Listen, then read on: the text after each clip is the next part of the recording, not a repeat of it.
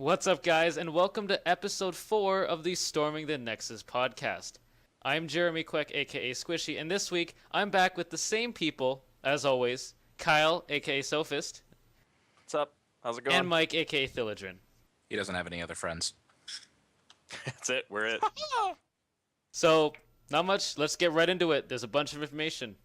So before the holiday season started, Blizzard gave us a Q&A with Dustin Browder and Phil Gonzalez. We didn't learn too much, but we learned two very important things. First off, we're going to be getting emotes such as /dance and /taunt. I'm super excited. So you can do the Trick 2G maximum disrespect on Uther. So this is kind of cool, just some cosmetic stuff. Any other emotes that you want to see them add? I expect the standard, like the taunt, dance, laugh, and joke. Yeah, some really annoying laughs. That'll be good. Of course. Yeah. Some good puns from jokes would be good as well. I love those. Yeah. Like jokes would be good. Yeah. Is that a short joke? Mm-hmm. So This would be good. the second thing, little more important, a little more controversial, and it's kind of slipped under the radar a little, is that Dustin Browder said that when a player disconnects, the AI will take over for their player and control them until they reconnect. So, do you think this will be a good thing for that game? I am of the school of thought that it's not as huge of a deal as some people are thinking. Mostly because I don't think they're gonna let it get to the point where you're gonna have a bot shows up and he feeds, or the opposite, like we've talked about, or between us, that a bot shows up and is just way better than whoever was just disconnected. I know Awesome Knots, if you haven't played, Awesome Knots does that. They're terrible. So I don't think that's gonna happen. I think, like I said before, I think you'll see something like it's very passive. It doesn't kind of like, it doesn't make aggressive moves. It'll just kind of be there for XP and try like to allow the player to reconnect. Yeah. It's a new It's definitely a new feature we're not used to, and I mean, basically, I will be happy with it just sitting in the lane and gathering XP, so you don't have to worry about any lost resources, but have it play very cautiously. Like when an enemy hero approaches, it gets the hell out of just shoot. Because I don't know if they're going to be able to find the happy medium between feeding and overpowered. And as Squishy, you've mentioned, how the hell are they going to have the AI play Abathur? Right. I mean, I'm kind of torn on this. I kind of want it, but it's gonna be interesting to see how they do pull it off, if at all. So hopefully in beta it'll be in. I mean, how much would it suck to come back into the game after your router got pulled because your dog chewed on it or something, and then you come back with like four new deaths? That would suck. Or you come back and you have 4 kills. There's two sides of that. I mean, that could be great, but it could also be really, really terrible, and you could feel like just not playing anymore. Hey, it won't be like League. Here's the thing, like it's trying to make the best out of a bad situation, right? So Definitely. like in other games, when you disconnect, you sit in lane for a while or wherever you are, mid-team fight. That's bad. You're dead anyways. What are you gonna do about it? And then you go back to the fountain or the Nexus or wherever, back home base, and then you just chill there. So I mean, that's really not the best either. You've really hurt your team at that point if you're gone. So the situation when you disconnect is already a bad situation, and hopefully you just get back as soon as possible. Right. So I actually kind of applaud them for trying to do something, at least like minimize the damage from the situation. Yeah, and when the person comes back, they're not going to be so far behind because there's no gold to worry about. There's no items, no creep score, or nothing. All you got to worry about is possibly lost experience. But if the rest of their team filled in the gap, then they really didn't lose anything. Right. They could just come back from the disconnect and pick up right where they would have left off. Would have been in 3 minutes, let's say. It took And where this really saves you is when someone just leaves, right? They disconnect and they don't come back. So if you have someone playing, an AI kind of takes over and does nothing special, but doesn't let you, like with the team experience, it doesn't let you lose having a player on the battlefield, regardless of how well they play. I think it's still better than being 4v5. If that happens in another game, you lose. That's Right. it. At least this might be able to, if you're playing well, you can kind of hang in there. With good control of map objectives. I mean, you're stuck in a 4.5 versus 5 instead of Yeah, a 4 right. v 5. So good control of map objectives and good execution of team fights, and you could still come out on top. Okay. Now, one thing, the community, very, very, very vocal usually on the forums. Usually. Do you think they're going to like this? Or do you think they're just going to be cry, outrage, all that stuff, and then it's going to die away after a little? Both Hold sides. on. Forums. Yeah, they're going to... The forum people? Of course they're going to cry about it.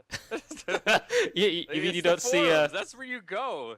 If you're okay with something, you don't go to the forums and go, yeah, it's not so bad. That's pretty... I responded to That's come here and tell me! you that I thought it was pretty good. And That's I'm like it. wondering how long it's going to be until you're in game and you hear the, oh man, you suck, disconnect so the AI could take over. I mean, it may That'll happen. happen regardless. Yeah. Yeah, it's going to happen friggin' first game I Right. play, probably. Refund your skins, you suck. Why'd you buy that skin?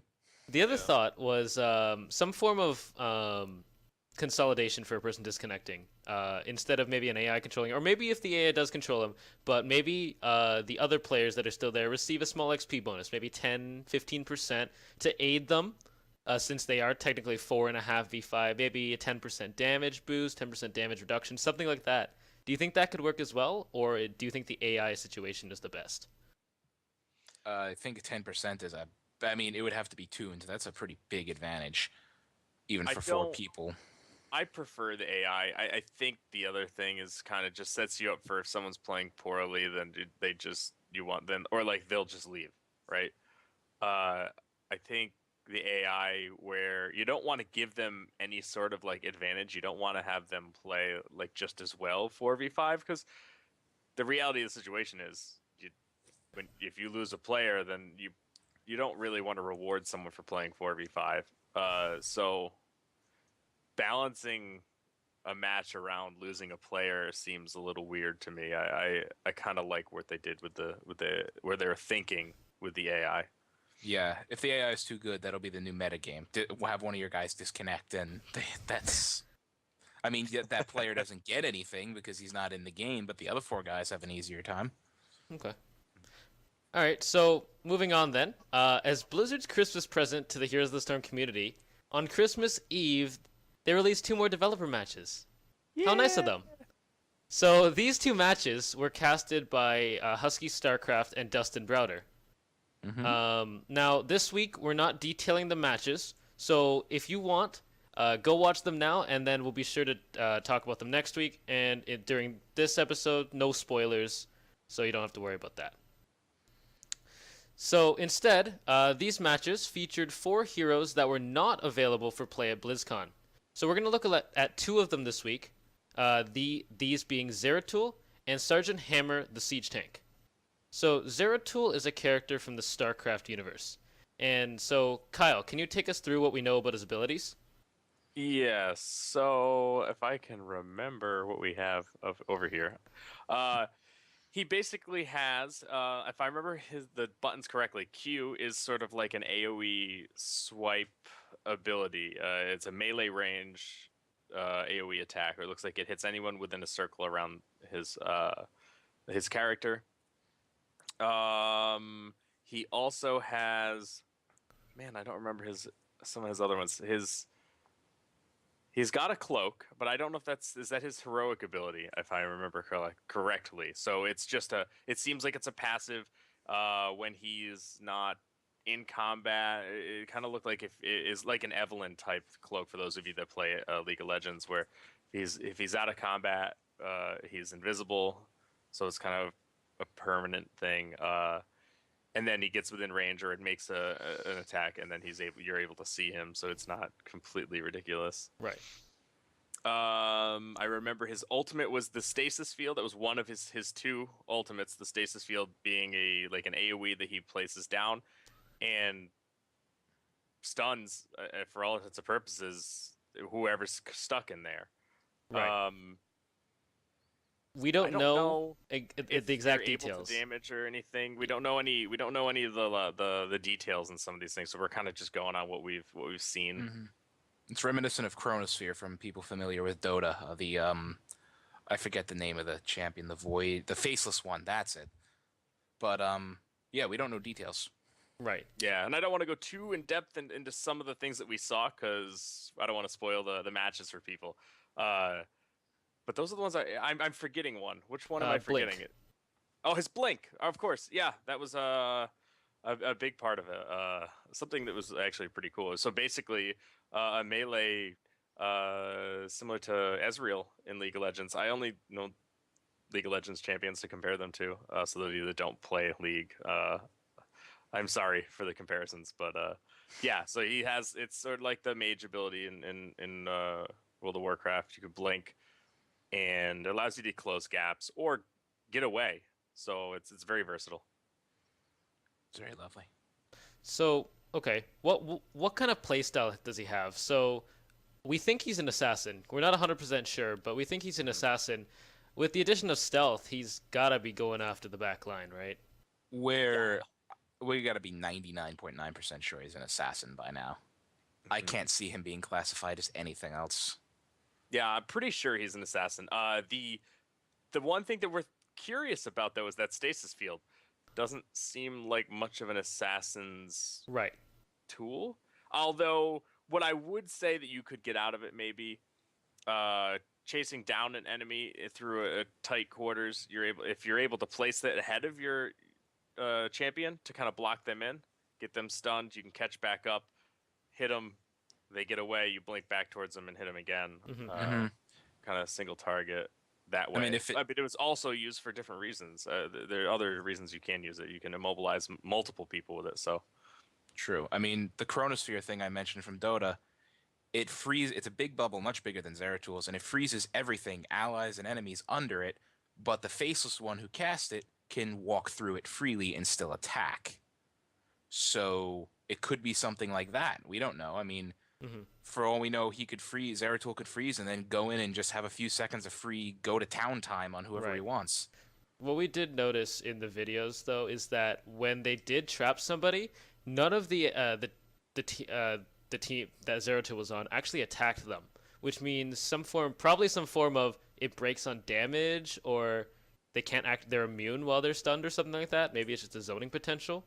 But one of the things that we noticed was that only one of his abilities, maybe the heroic talent, but only one of his abilities is damage-wise. The rest are utility.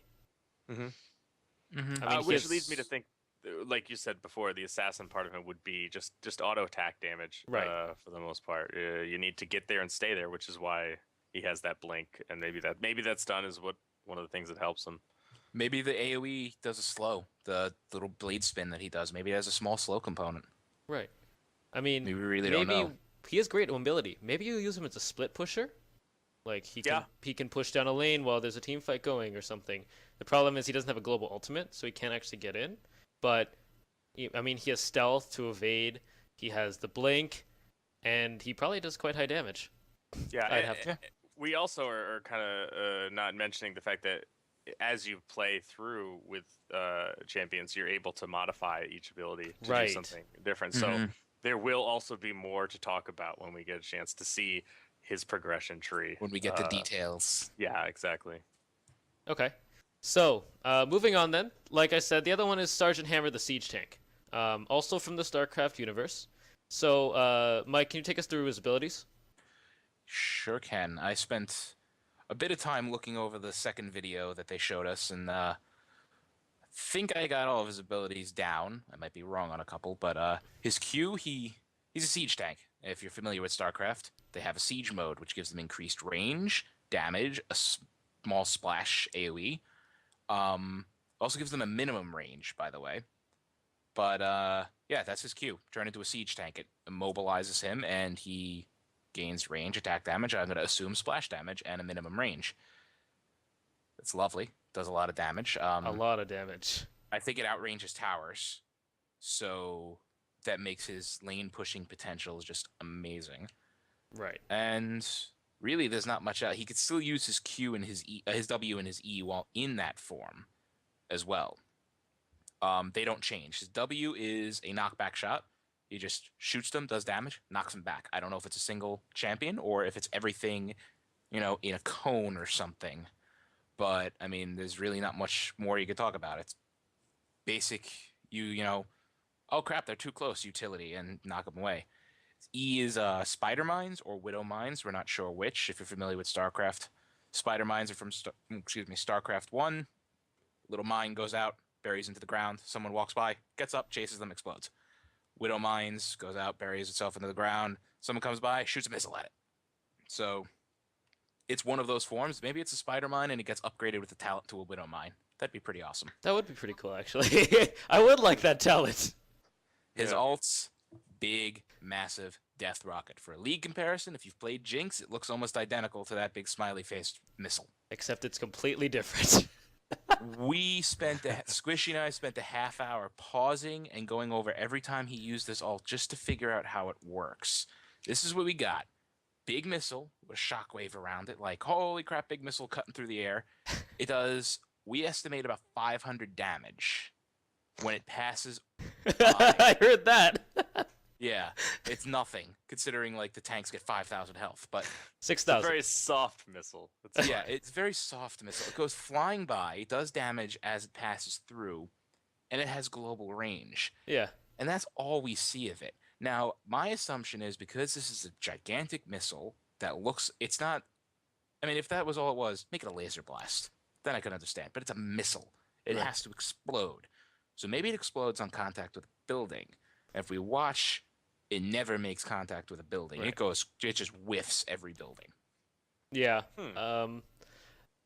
That's my theory. I thought of this, and I was like, this kind of seems like a giant missile just, like, running people over. Like, odd. it's just like It's just a little a weird. car just running over people. I don't know. I just picture this big ass missile flying through and like hitting people in the head and them just falling over, and it's not exploding. It's just crushing people. It seems weird, but it doesn't do any like you said. Right. It doesn't do any damage. Right. We had to watch as it passed over, and you see once the front end of the shockwave touches, a little bit of health went away. It hit a Nazaba. We didn't know what it did, and all of a sudden her shield goes away. It's like, oh, it took away her shield. Yeah. Maybe that's what it does. It just gets rid of shields. Oh, and his heroic talent, he can't mount. So in place, his heroic talent gives him a short-lived speed boost. He jumps out a little couple turbo jets and goes like... It's a good sound. Supposedly you I can like use it in this. siege mode. Or there was a mention that there's an upgrade that lets him have hover siege. There was... Moving... It's just overpowered. Sorry. It's okay. There was one more thing that was mentioned. I don't remember exactly when, but Dustin Browder, I think it was at one of the BlizzCon panels. Dustin Browder said that the Siege Tank gains bonus crit damage or crit strike chance the further the target is. Well, that makes sense with the minimum range, Right. and max range mechanic of siege mode. I mean, if he plants himself perfectly outside the team fight, at the edge of his siege range, and his teammates can keep them in that nice little butter zone, the damage is just going to be horrible, terrible damage. Right. So you mentioned minimum range. This means that he's going to have a certain playstyle. Now, here's my question. Is it minimum range as in WoW Hunter, where you cannot attack, old WoW Hunter, where you can't attack unless you're further away than X range? Or is it minimum range as in StarCraft, whereas if you're inside that minimum range, you're going to hurt yourself? I think it looked like he couldn't actually attack. Yeah, I think but so. I'm not positive. What I did like about this guy, when you started to talk about play style, he can zone like no one's business. Like if his team is there, not by himself, it's a little, because like you mentioned, the minimum range gets him in trouble, and he actually takes, I think, quite a bit of damage when people get up Squishy. His health pool is like nothing. close. Yeah, for a Endgame. siege tank. Endgame, his health pool was like 2,000, whereas Yeah. the Arthas we figured out had about 6,000 plus health. Yeah. His So- own missile would chunk him. That's how bad his health pool is. Yeah, but he does zone. There was I don't want to get into the game yet. I keep wanting to get into the game. And I know. But his ability to kind of set up somewhere and just control an area and be like, you can come here if you want, but my buddies are here right next to me, and if you sit over there, I'm just gonna keep shooting you with this splash damage, and it's gonna hurt. And Oh yeah. so, I mean, putting him outside of an objective that you need to control, like, is just is a pretty good idea. I mean, you have them deal with the jungle creep or something while you just kind of watch over and make sure that. I mean, you might be able to set up in a sweet spot where you can hit the jungle creep and anyone coming in. Mm-hmm. But that's you got to also notice he remember he's a specialist. The unique classification here. His specialist maybe his zone control specialist, whereas Abathur is kind of like supports map control and support specialist, and Gazlo is lane pushing specialist. I'm guessing from those turrets. So, and also something I noticed in our chat, self-inflicted damage from a minimum range would be more skillful play, which would also lend to the specialist thing. He has quirky quirks. Quirky quirks. Yes. Quirky quirks. We have like Lucas saying in chat, like the positioning alone is going to make him actually a fairly high skill cap champion.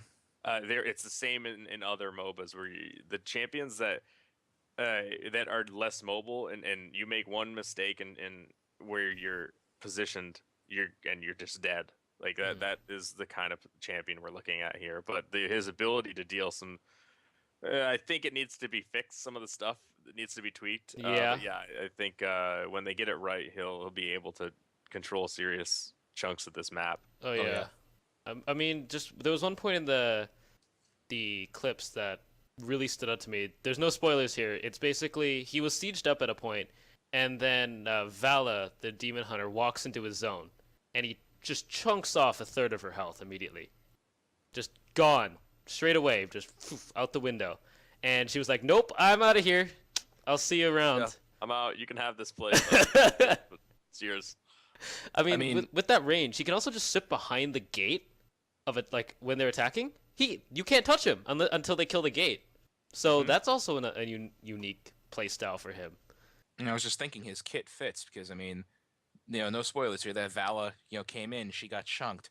She could have figured, all right, close the distance. Let me do some damage. Close the distance. He uses his W. Knock back. Guess what? You're in siege range again. You're screwed. Right. So, getting the hell out of there was the right call in my mind. Be interesting to see what his other ultimate is. I mean, that one seems a little underwhelming. Probably gonna get changed and tweaked a little because it is still an alpha, but hopefully. I expect it'll probably be like a cannon barrage from his siege cannon, from his cannon in either mode. Like a Zerath. Sort of. We were thinking possibly. more Ezreal, either an Ezreal like more damage, or it explodes upon the first thing hit. Yeah, it seems so weird. It's a giant cannon that just doesn't actually blow up. Big conking missile with beautiful, nice animations, like nice little air effects around it, shockwaves and all this. Really well done, but it's just like it has to blow up. What did that do? They forgot the C4, guys. Like, I've never seen a missile that doesn't blow up. Where's the mushroom cloud? A good one. I mean, Jinx's missile hits is a gigantic explosion with a smiley face in the fire. They forgot the C4. It's simple. They ran out of C4, and they have to pretend that this missile's going to do something. It is an alpha, so maybe at some point it will blow up. So that's good. That'd be nice. So any heroes that you would pick with this guy, like specifically? Like if me and you were playing together, if one of us wanted to play, any specific heroes? That you would pick with Hammer? With Sergeant Hammer. Somebody who can someone who can protect me. I mean, Hammer's already about zone control, but like we were mentioning that butter zone in his max range, if he gains crit for the further you are away, somebody who can keep enemy champions in that butter zone for the greatest amount of time. Anybody with a pull, anybody with a stun, an AoE, anything.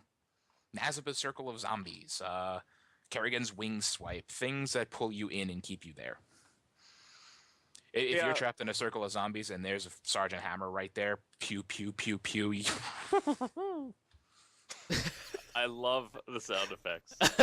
They're amazing. I've had some beers. You will get sound effects tonight.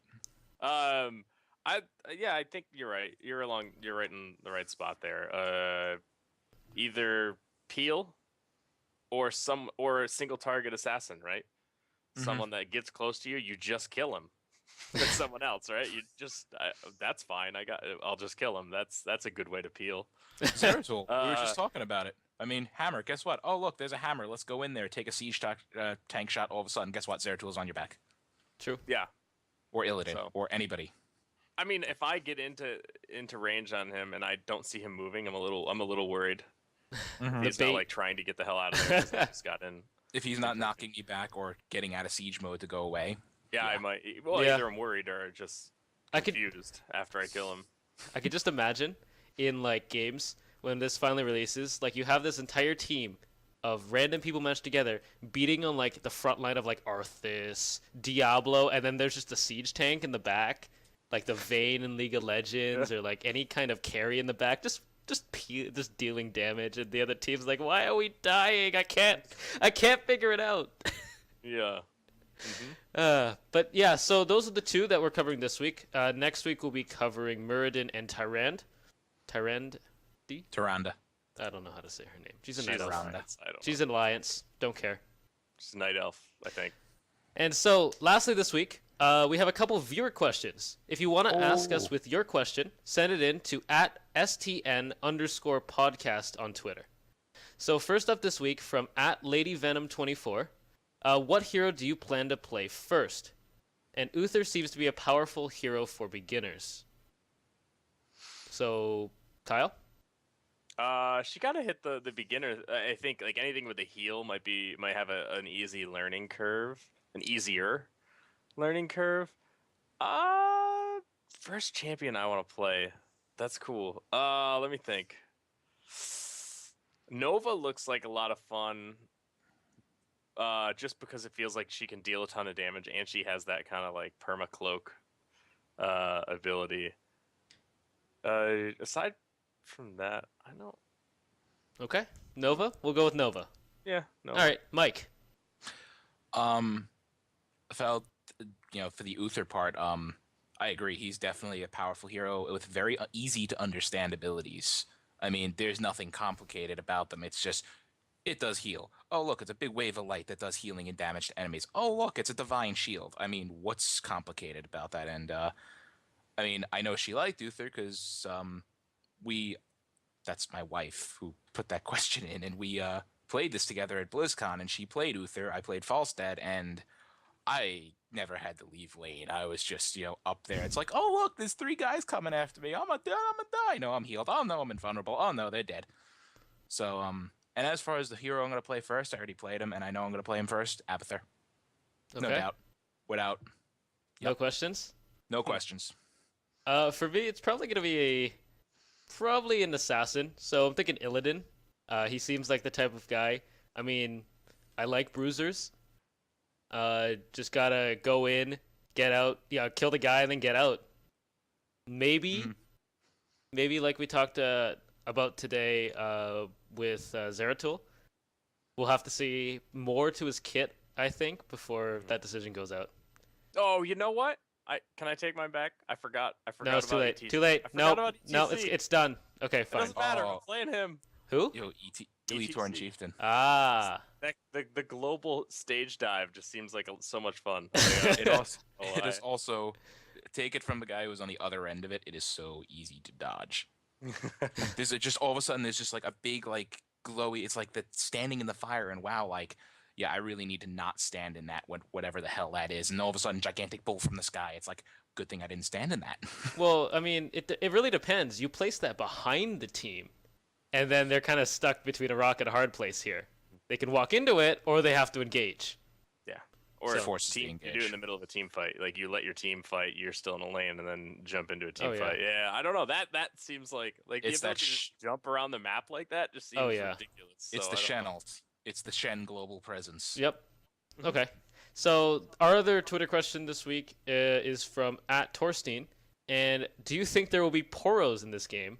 No. And what kind of skins would you like to see?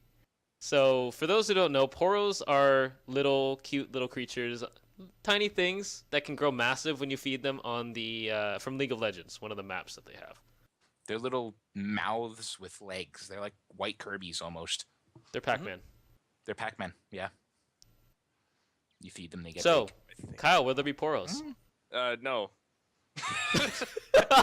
Oh, direct. I like it. Will there be a Maybe replacement something for similar, Poros? but I don't think so.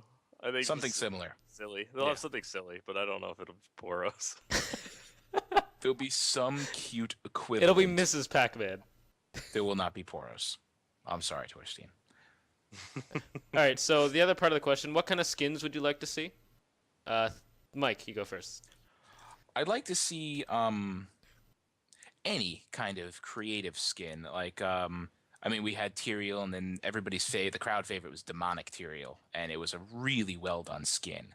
Like it's at first glance it's just a color palette swap, on his wings and everything, but then you realize they did a couple of subtle texture effects on his armor, and I think that there was a different lighting effect or something. It was really nice, and I'd like to see themed skins. Like in League, you have the Commando skins, Okay. and they all have a theme. They're all wearing sunglasses. Or, the Infernal skins, like, Nasus and Alistair, and things like that. Just a theme. The Pentakill, the band. Okay. Mhm. Kyle. Yeah, I was gonna say theme skins would be a lot of fun. Holiday type skins, those are always entertaining. Santa Murden. It's He's really got hard. beard. Like I wish I just keep hearing them say that they have awesome skins planned, and like that's all I need to know, because I'm sure knowing me, I'll be buying some, and they're skins Just are take my fun. money, It's just a right? fun part of the game. It's just I don't know. Like Yeah. I liked the Captain America Rainer. That was pretty fun. Yeah. Yeah, and from the skins we've seen, they're going to be awesome. Oh yeah. I think they're doing really cool things with it. The fact that you can like switch universes, that's really cool to me. Like you could take a Diablo character and put him in StarCraft armor. Like that seems really fun. Like I don't know. Clever. I like clever. Anything that's clever, I'll be on board for. I kind of want to see some kind of like mech or robotic, like a mech Diablo or something. That'd be kind of interesting. That'd be really cool in my opinion. That's just what I think. I mean, we're talking creative skins. My favorite clever skin is the Statue of Karthus. I don't know why. Oh, I know what there's gonna be instead of Poros. Oh. I figured it out. Why are you Do it. always like 10 seconds late to the conversation? I'm on a delay. My brain works. I'll Let come him. up with skins Oh, okay, later. what is it? Trogs. Though I don't think Torstein wants to cuddle with those. Not cute, but I don't know who wouldn't. Oh, You make okay. little tiny cute Trogs. Do you have a plushie Shog somewhere that you just cuddle with No. at night? I wish I had one. That would be cool. All they right, make them. Trog plushies. Kyle, Hear that, Blizzard? lover of Make that. Trogs. You can find him down there with his Trogs. Mhm. We can point down. It's down there now. At the Real Sophist, spelled out with our new lower thirds. That one right there. Yep. Big old fancy lower third. I like it. Yeah. Good job, by the way. Next up, Mike. You can follow him at Thilladren. You can also see that down there. It's beautiful. It's beautiful. Anything you Zarm, wanna say? I'm talking to you. Trog plushies. Trog For this plushies. man. I would love one. Get on with Blizzard for that. Mm-hmm. And I don't know what else fo- I have to say. Give me beta now. I think a lot of people say that. And finally, me at Squishei. Not much else to say. That's it. See you guys next time. Bye. Farewell.